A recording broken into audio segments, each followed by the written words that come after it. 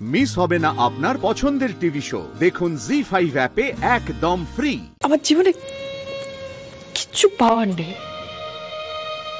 আমার জীবনটা পুরো হতাশায় ভরা। তুমি একমাত্র আমার বাঁচার আশা। অনিকেত, আমি তো একটা মেয়ে, আমি চাই জীবনে কাউকে আঁকড়ে ধরে বাঁচতে। তোমাকে ফিরে পেতে চাই অনিকেত, আবার বাকি জীবনটা আমি তোমাকে আঁকড়ে ধরে বাঁচতে চাই। তুমি কি চাও সেটা আমার কাছে ক্লিয়ার নয় না। আমি তোমাকে কোন বিশ্বাস করতে পারবো না, ফ্যাক্ট এটা। আর তার থেকেও বড় কথা কি জানো তো না, এখন তোমার আর আমার মধ্যে আরো একটা মানুষ রয়েছে যার নাম শ্যামলী। শ্যামলী? তুমি শ্যামলীর জন্য আমাকে ফিরিয়ে দিচ্ছ? তুমি তো শ্যামলীকে ভালোবাসো না, তুমি তো শ্যামলীকে বউ হিসেবে মানতেই চাও না, আমি জানি সেটা। হ্যাঁ, হয়তো আমি শ্যামলীকে ভালোবাসি না,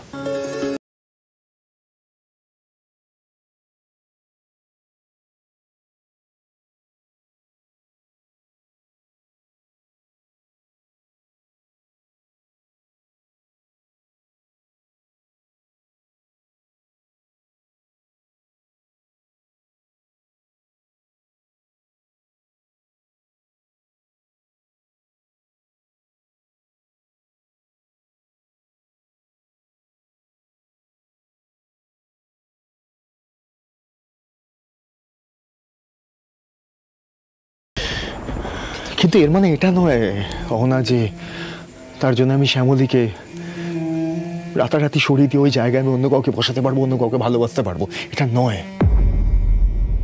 কিন্তু তুমি তো আমাকে ভালোবাসতে, আমি তো তোমার জীবনে আবার, আমি তো তোমার জীবনে ক্ষত সারানোর জন্য আবার ফিরে এসেছি। জানো অহনা, শ্যামলী একটা কথা বলে যে মানুষের মনে একবার যদি লোভ, লালসা, বংশবৃদ্ধি করে না, সে মানুষ আর বদলাতে পারে না, আর পাল্টাতে পারে না।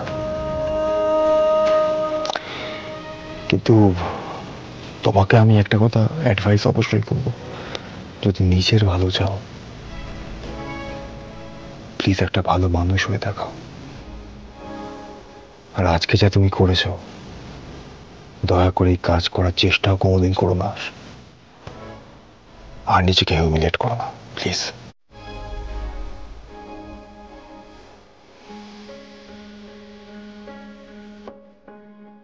তোমাকে আমি একটা কথা অ্যাডভাইস অবশ্যই করবো, যদি নিজের ভালো চাও প্লিজ একটা ভালো মানুষ হয়ে দেখাও।